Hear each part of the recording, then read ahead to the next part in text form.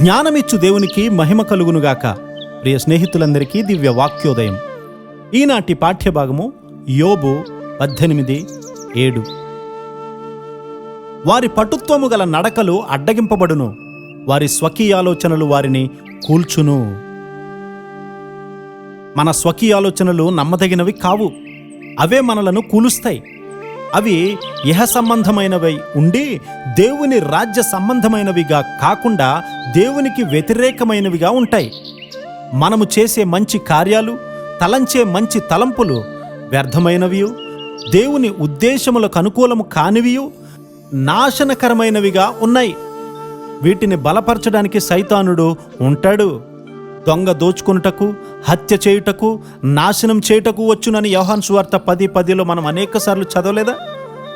వారి పటుత్వము గల నడకలు అడ్డగింపబడును. లోకములోని మహాయుద్ధశూరులు పటుత్వము గలవారే. లోకమంతటిని జయించకుండా వారిని అడ్డగింపబడ్డారు. వ్యర్థమైనటువంటి ఒక తలంపును వారు వెంబడించారు. ఇది లోకమంతటిని ఏలాలనేదే. దేవా, నన్ను పరిశోధించి నా హృదయాన్ని తెలుసుకొనుము, ఆయాసకరమైన మార్గము నా యందున్నదేమో చూడుము అని 139:23 కీర్తనలో వ్రాయబడి ఉంది. హృదయాంతరంగమందు కొంతవరకు మంచి ఆలోచనలు ఉంటాయి. లోతుకు త్రవ్వితే పరీక్ష చేయబడిన తలంపులు ఎన్నో ఉంటాయి.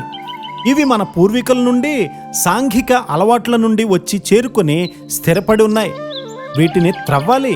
దేవుని వాక్యాన్ని అనుకరించినటువంటి తలంపులను బయట పారవేయాలి. నీ తలంపులు తలంచినప్పుడు దెలీలా తొడపై పడుకున్న సంసోను వలె ఉన్నావు. దేవుడు నిన్ను విడిచిపోయే కాలం నీకు తెలియదు. గ్రుడ్డివాడవై నీ శత్రువులకు సేవ చేస్తావు. వ్యర్థమైన ప్రతి తలంపు నీ కాలాన్ని, నీ బలాన్ని, నీ జ్ఞానాన్ని నాశనం చేస్తుంది. వ్యర్థమైన ప్రతి తలంపు కూడా చెరపట్టాలి. దాని నుండి పారిపోవాలి. బిలామును, బాలాకును వెంటాడినట్లు మన స్వంత తలంపులు మన వెంట వస్తూ ఉన్నాయి. కొంతమందికి సులువుగా గొప్ప వరాలు దొరికాయి. వాటిని స్వప్రయోజనం కొరకు వాడుకొని స్వఘనత కొరకు వాడుకుంటూ ఉన్నారు. మారు మనసు పొంది లోతుగా త్రవ్వాలి. వ్యర్థమైన దానిని మనపైన యాజకత్వం చేయనీయకూడదు. పరిశుద్ధాత్మ మీ మీదికి వచ్చినప్పుడు మిమ్ములను సర్వ సత్యములోనికి నడిపించును. యోహాను సువార్త 16:13. పరిశుద్ధాత్మ సర్వ సత్యములోనికి నడిపిస్తుంది. నీ ఆత్మశక్తిని, మనోశక్తిని, శరీర బలాన్ని బహు చక్కగా వాడుకుంటుంది. ఆత్మల విషయమైన వాంఛ క్రీస్తు వారికి మహిమ తీసుకుని రావడానికి ఎక్కువ ఆశను మనకు కలిగిస్తుంది.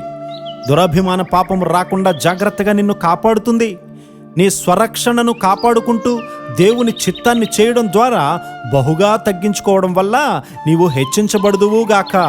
ఆమేన్.